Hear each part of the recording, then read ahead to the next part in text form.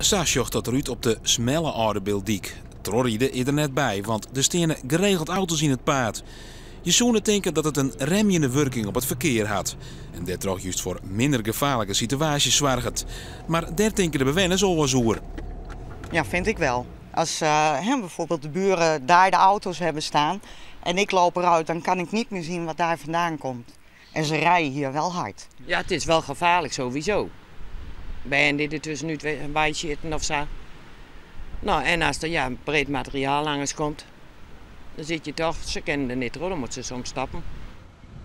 En daarom had de gemeente het beeld €400 klaarlezen voor mensen die het op het eigen heim een parkeerplek onlezen willen.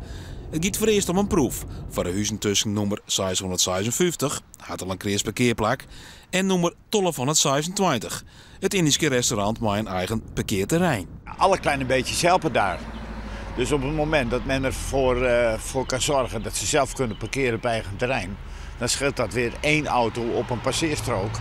En dat helpt weer om het verkeer een beetje op een normale manier daar te laten rijden. Vraag is vanzelf, is er animo onder de bewoners om wat te doen om de parkeerproblematiek? We jaren dus op nummer 714. Een duidelijk geval van waar moet ik mijn auto kwijt? Ik twijfel een beetje of we het met €500 wel redden. Ik denk dat als het gelijk met de weg moet komen, dat hier dus een graafmachine bij moet. Om het eerst af te graven. Dan moet ook een aardige laag zand op, 30 centimeter volgens het internet.